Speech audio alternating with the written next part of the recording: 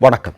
தமிழக வெற்றிக் கழகத்தினுடைய இந்த வெற்றி என்பது போலியாக உருவாக்கப்பட்ட ஒன்றா என்கிற சந்தேகம் தமிழ்நாட்டு மக்களுக்கு நேற்றைய தினத்திலிருந்து தோன்ற ஆரம்பித்திருக்கிறது.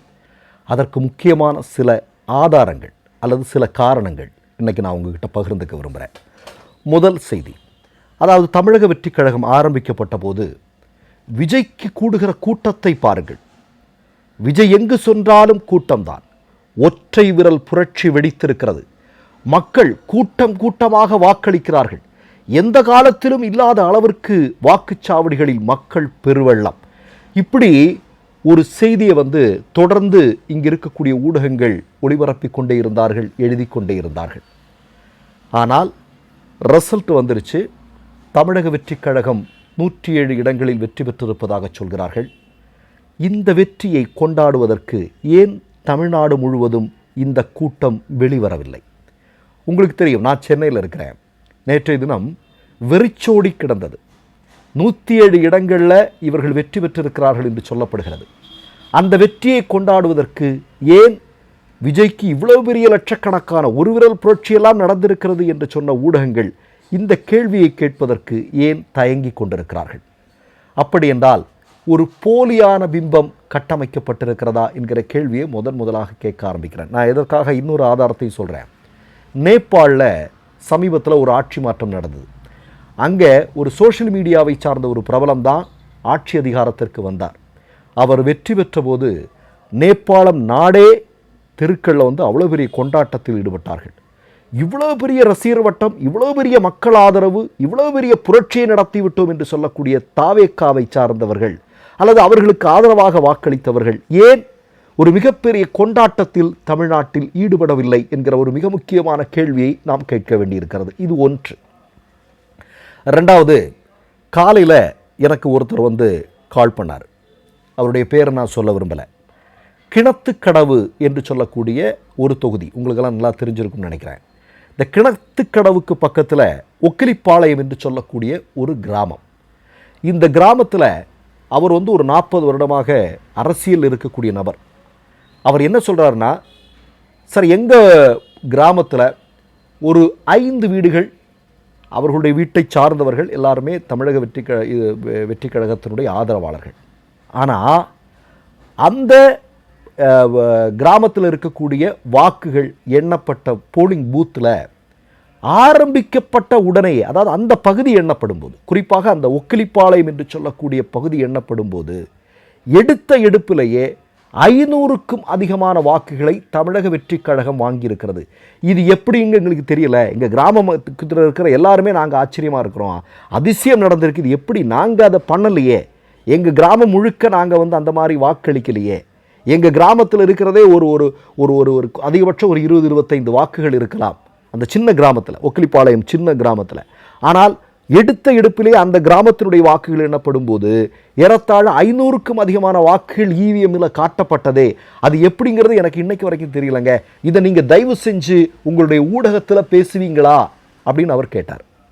அங்கே தாவேக்காவினுடைய சார்பில் போட்டியிட்டவர் ஞானசேகரன் ஏதோ ஒருத்தர். அவர் ஆடு மேய்க்கக்கூடிய தொழிலை செய்து கொண்டிருக்கக்கூடியவர். அவரை அவர் கிராமத்தில் இருக்கிறவங்களுக்கு தெரியும். அந்த கிணத்துக்கடவுதியினுடைய மற்ற பகுதியில் இருக்கக்கூடிய யாருக்குமே அவரை தெரியாது. அவர் வாங்கியிருக்கக்கூடிய வாக்குகள் அப்படிங்கிறது 1,18,000 வாக்குகள் வாங்கியிருக்கிறார்.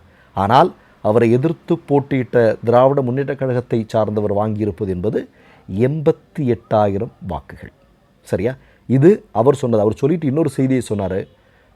நீங்கள் ஸ்டாலின் அவர்கள் போட்டியிட்ட தொகுதியில் மறுவாக்கு எண்ணிக்கையோ அல்லது இந்த விவிபேட்டும் இவிஎம் மிஷினில் பதிவான இதெல்லாம் ஒரு வாட்டி பார்க்க சொல்லுங்கள் ப்ளீஸ்ன்னு அவர் அழுதார். அவர் எங்கிட்ட அழுதார். சரியா? இது ஒரு சம்பவம். அடுத்த சம்பவம் ஒன்று சொல்ல விரும்புகிறேன். நான் சிவகாசி தொகுதியில் அசோகன் என்று சொல்லக்கூடிய காங்கிரஸ் கட்சி வேட்பாளர், இதற்கு முன்னால் அங்கே போட்டியிட்டு வெற்றி பெற்றவர். அந்த பகுதி முழுக்க நற்பெயரை பெற்றவர். அவர் கட்சி பாகுபாடின்றி அவர் தனி மனிதராக, கட்சியெல்லாம் தாண்டி அவர் ஒரு தனி மனிதராக மிகச்சிறந்த மனிதர் என்று அந்த பகுதி மக்களால் போற்றப்படக்கூடிய நபர். அவர் தோற்கடிக்கப்பட்டிருக்கிறார். இது தொடர்பாக ஒருத்தர் எனக்கு கால் பண்ணுறார். சார், தமிழக வெற்றிக் கழகம் அப்படின்லாம் ஒன்றும் கிடையாது சார். அந்த மனுஷன், அந்த அசோகன் என்று சொல்லக்கூடிய அந்த காங்கிரஸ்காரர் அவ்வளவு நல்ல மனிதர் சார். அவ்வளவு நல்ல விஷயங்களை எங்கள் பகுதிக்கு பண்ணியிருக்காரு. நாங்கள் எல்லாரும் அவங்களுக்கு தான் போட்டோம். ஆனால் அந்த தொகுதியில் தமிழக வெற்றி கழகம் வின் பண்ணியிருக்கு சார், எப்படின்னே எங்களுக்கு நம்ப முடியல சார், என்ன சார் நடந்தது அப்படின்னு அவரும் எலெக்ஷன் கமிஷனும் இவிஎம்மின் மீதும் ஒரு மிகப்பெரிய சந்தேகத்தை அவர் நம்மிடம் பகிர்ந்து கொண்டார். சரி, அடுத்ததாக இந்த கிணத்துக்கடவில் உள்ள சம்பவத்தை எனக்கு ஃபோன் பண்ணி சொன்னார் இல்லையா, அவர் சொன்ன ஒரு விஷயம், முதலாக இந்த தமிழக வெற்றி கழகத்தினுடைய விஜய் ஒரு மதுரையில் ஒரு மீட்டிங் நடத்துவதற்கு தயாராகும் போது இந்த கூட்டத்திற்கு ஆள் கொண்டு போய் சேர்க்கறதுக்கு 2000 ரூபாய் கொடுத்தாங்க, எங்கிட்ட வீடியோ ஆதாரங்கள் இருக்குது, உங்களுக்கு வேணால் நான் அனுப்பித்தரேன், என்கிட்ட ஒரு 20-30 ஆதாரங்கள் இருக்குது, நான் வேணால் உங்களுக்கு அனுப்பித்தரேன் அப்படின்னு என்கிட்ட சொன்னார். நான் சொன்னேன் அதெல்லாம் எனக்கு தேவையில்லை, தேவைப்பட்ட கேட்டறேன், நீங்கள் கொடுங்க அப்படின்னு. அதாவது தமிழக வெற்றி கழகத்தினுடைய விஜயினுடைய மாநாட்டிற்கு அந்த பகுதியை சார்ந்த மக்களை அழைத்து செல்வதற்கு தலைக்கு 2000 ரூபாய் கொடுக்கப்பட்டது. அப்படிப்பட்ட ஒரு கட்சியை சார்ந்தவர்கள் இன்றைக்கு இப்படிப்பட்ட ஒரு வெற்றியை பெற்றிருக்கிறார்கள் என்பதை மக்களால் நம்ப முடியவில்லை. அதைத்தான் நான் இங்கே பகிர்ந்துக்க விரும்புகிறேன். சரி, அடுத்ததாக என்ன மிக முக்கியமான விஷயம், தமிழ்நாடுக்கும் புதுச்சேரிக்கும் பெரிய வித்தியாசம் இல்லை, ரெண்டுமே தமிழர்கள் வாழக்கூடிய பகுதி, தமிழ் மண் தான் அது இல்லையா? ஏன் தமிழ்நாட்டில் பெற்ற வெற்றியை புதுச்சேரியில் விஜயால் பெற முடியவில்லை? அது இன்றைக்கு சமூக ஊடகங்களில் நிறைய கேள்விகள் போயிட்டுருக்கு. ஆனால் இன்றைக்கு வரைக்கும் அது யாருக்குமே அந்த பதில் கிடைக்கல. எப்படி? ஆமாம், தமிழ்நாட்டில் இந்த வெற்றியை பதிவு செஞ்சுருக்கிறவங்க அங்கே ஏன் பண்ணலை? அங்கே தான் ஒரு மிக முக்கியமான விஷயம் பார்க்க வேண்டியிருக்கிறது. புதுச்சேரியில் ஆளும் கட்சி என்பது பாஜக கூட்டணி, அவர்களுக்கு அங்கே விஜய் வெற்றி பெற தேவையில்லை. ஆனால் தமிழ்நாட்டில் அப்படி அல்ல. தமிழ்நாட்டில் ஆட்சி பொறுப்பில் இருப்பவர் முதல்வர் மு.க. ஸ்டாலின். ஸ்டாலின் கலைஞரை விட டேஞ்சர் என்று ஆர்எஸ்எஸ்ஸால் சொல்லப்படக்கூடிய நபர். நீங்கள் இந்த இடத்துல இதை முடிச்சு போட்டு பாருங்கள், உங்களுக்கு நல்லா புரியும். சரியா? அடுத்ததாக ஒரு விஷயம் நான் என்ன சொல்கிறேன், நேற்றைக்கு ஊடகங்கள் தமிழக வெற்றி கழகம் அப்படி இப்படின்லாம் பேச ஆரம்பித்தாங்க, நிறைய பேரை கூப்பிட்டு பயங்கரமான விவாதம். அதில் இந்த கோலாகல ஸ்ரீனிவாசன் ஒருத்தன் உங்களுக்கெல்லாம் தெரிஞ்சிருக்கும், பத்திரிக்கையாளருங்கிற போர்வையில் ஒரு ஆர்எஸ்எஸ்காரன். அவன் வந்ததும் முதல்ல இது பற்றி உங்களுடைய கருத்து என்ன அப்படின்னு கேட்கும்போது அவன் முதல்ல உதிர்த்த வார்த்தை என்ன தெரியுமா?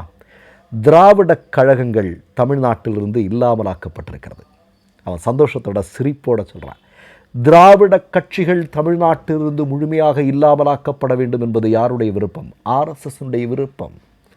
அதை விஜய் வழியாக நிறைவேற்றியிருக்கிறார்கள் என்பதை சொல்லாமல் சொல்லியிருக்கிறான் இந்த கோலாகல ஸ்ரீனிவாஸ் என்று சொல்லக்கூடிய ஆர்எஸ்எஸ்காரன். இதெல்லாம் நீங்கள் சேர்த்து பார்க்க வேண்டியிருக்கு, ரொம்ப முக்கியமான விஷயம். சரியா? அடுத்ததாக ஒன்று, த்ரிஷா விஜய் அவர்களுடைய நண்பர். இப்போ அவங்க ஒரு பதிவு போடுறாங்க, எந்த காலத்திலும் அவருடைய பிறந்தநாள் இந்த மாதம் என்று சொல்லப்படுகிறது. எந்த மாதத்திலும் இல்லாத ஒரு பதிவு, எந்த வருடத்திலும் அவர் போடாத ஒரு பதிவு, மே மாதத்தில் தனக்கு ஒரு சிறப்பான ஒரு நாள், ஒரு சிறப்பான மாதம் என்று பதிவிட்டிருந்தார். அப்படி என்றால் நமக்கு தெரியும், த்ரிஷாவினுடைய உறவினர்கள் ஆர்எஸ்எஸ்ஸில் இருக்கிறாங்க. நீங்கள் டெல்லியில் கரூர் சம்பவம் தொடர்பான விஷயங்கள் பேசுவதற்கு, அது தொடர்பான இன்னொரு மீட்டிங் இந்தியாவுடைய இன்னொரு நகரத்தில் நடக்கும்போது அங்கே த்ரிஷா கலந்து கொண்டார் என்ற ஊடகங்கள் எல்லாம் செய்திகள் வந்திருந்தது எல்லாமே நமக்கு நல்லா தெரியும். அப்போ ஆர்எஸ்எஸ்ஸுக்கும் இந்த நடிகைக்குமான தொடர்பு என்ன அப்படிங்கிறத அரசல் புரசலாக பல ஊடகங்கள் வெளிப்படுத்தி இருக்கிறார்கள் இல்லையா? அப்போ இந்த நேரத்தில் மே மாதம் வெளிவரக்கூடிய தேர்தல்களுடைய முடிவுகள் இப்படிப்பட்டதாகத்தான் இருக்கப் போகிறது என்பதை முன்கூட்டியே த்ரிஷா தெரிந்து வைத்திருந்தாரா என்கிற சந்தேகம் தமிழ்நாட்டு மக்களுக்கு வந்திருக்கிறது. இன்னொன்று சொல்கிறேன், துக்ளக்குன்னு ஒரு ஆர்எஸ்எஸ் பத்திரிக்கை உங்களுக்கெல்லாம் தெரியும். இப்போ அந்த குருமூர்த்தின்னு ஒருத்தன் நடத்திட்டு இருக்கிறான். அவன் யார் அப்படிங்கிறதெல்லாம் உங்களுக்கு நல்லா தெரியும்னு நினைக்கிறேன். அவன் இந்த வாட்டி துக்ளக்கில் சில விஷயங்கள் எழுதியிருக்கிறான்.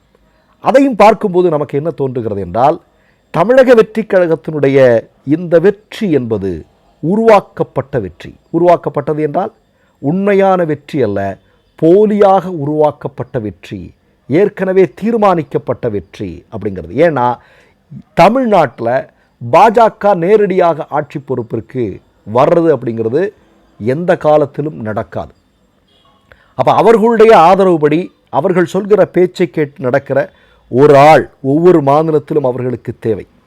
அந்த விதத்தில் தமிழக வெற்றி கழகத்தினுடைய நபராக இருக்கக்கூடிய விஜய், அப்படி அவருடைய வெற்றி இவர்களால் மாற்றப்பட்டிருக்கிறதா அப்படிங்கிற ஒரு மிகப்பெரிய சந்தேகம் இன்றைக்கு தமிழ்நாடு முழுவதும் மக்களால் பேசப்பட்டு கொண்டிருக்குது. பல பேர் ரொம்ப வருத்தத்தோடு பேசுகிறாங்க. என்னென்னா இது எப்படி சாத்தியம்னு. ஏன்னா நமக்கு எல்லாருமே யாருமே சொல்லலைங்க. யாராவது சொன்னார்களா? இப்போது இந்தியா டுடே ஆக்சிஸ் அவங்க கூட கடைசியில் பல்ட்டி அடித்து பேசினான், நம்ம பார்த்தோம். அதெல்லாம் எல்லா கருத்து கணிப்புகளுமே இவனுங்க பெய்டு, இவங்க பணம் கொடுத்து சொன்ன கருத்து கணிப்புகள் கூட பயந்து போய் ஏதாவது சொல்லிட்டவன பிரச்சனை ஆயிரும்னு அதிமுக கிடையில தான் போட்டி அப்படிங்கிறதா சொல்லியிருந்தாங்க. ஆனால் ரிசல்ட் வரும்போது அது வேறு மாதிரி. அப்படின்னா நம்மை அவர்கள் தயார்படுத்தி கொண்டிருந்தார்கள். எந்த விதமான செய்திகள் வந்தாலும் அதை ஏற்றுக்கொள்ளக்கூடிய, அதை கடந்து போகக்கூடிய சர்வசாதாரணமாக நபர்களாக நம்மை மாற்றிக்கொண்டிருந்தார்கள் சங்கபரிவாரங்களும் அவருடைய ஊடகங்களும். அப்படிங்கிறத சொல்லாமல் இருக்க முடியலை. அப்படி ஒரு அரசியல் இதுக்கு பின்னாடி இருக்குது அப்படிங்கிறத நம்ம நம்பித்தாகணும். நான் இன்னொரு பதிவு ஒன்று போட போகிறேன். மம்தா பானர்ஜி அவர்கள் மேற்கு வங்கத்தில் அவங்க வெளியிட்டிருக்கக்கூடிய சில மிக முக்கியமான ஆதாரங்கள், அது 2வது பதிவாக நம்ம போட போகிறோம். மற்றொரு நிகழ்வில் சந்திப்போம். நன்றி, வணக்கம். 3 யூடியூப் சேனல்கள் வியாபாரத்திற்கு இருக்கிறது. தேவைப்படுபவர்கள் இந்த எண்ணுக்கு தொடர்பு கொள்ளுங்கள். மை நேம் இஸ் ரெட் சேனலை சப்ஸ்கிரைப் பண்ணிக்கோங்க. அதுக்கப்புறமா பக்கத்தில் இருக்கிற ஜாயின் பட்டனை கிளிக் பண்ணீங்கன்னா ஒரு நியூ பேஜ் ஒன்று ஓப்பன் ஆகும். அதுலேயும் ஜாயின் பட்டனே கிளிக் பண்ணிக்கோங்க. அதில் பார்த்தீங்கன்னா credit card, debit card options இருக்கு. இதில் உங்களுக்கு விசா, மாஸ்டர் கார்டு, ரிப்பே அப்படின்னு 3 ஆப்ஷன்ஸ் கொடுத்துருக்காங்க. அதில் நீங்கள் எந்த கார்டு சூஸ் பண்ணுறீங்களோ அந்த கார்டோட நம்பர் என்டர் பண்ணிக்கோங்க. அப்புறமா கார்டோட வேலிடிட்டி மந்த் அண்ட் இயரை டைப் பண்ணிக்கோங்க. அடுத்தபடியா உங்க கார்டோட பின்னால CVC கோடுன்னு சொல்லிட்டு 3 நம்பர்ஸ் கொடுத்துருப்பாங்க. அந்த நம்பரை இதில் என்டர் பண்ணிக்கோங்க. அப்புறமா அட்ரஸ் அண்ட் இன்ஃபர்மேஷன் என்டர் பண்ணிட்டு பைங்கிற பட்டனை கிளிக் பண்ணிக்கோங்க. ஒருவேளை உங்க கார்டு நம்பர் இன்வாலிட்னு காமிச்சிச்சுன்னா உங்க கார்டில் இன்டர்நேஷனல் யூசேஜை எனேபிள் பண்ணுங்க.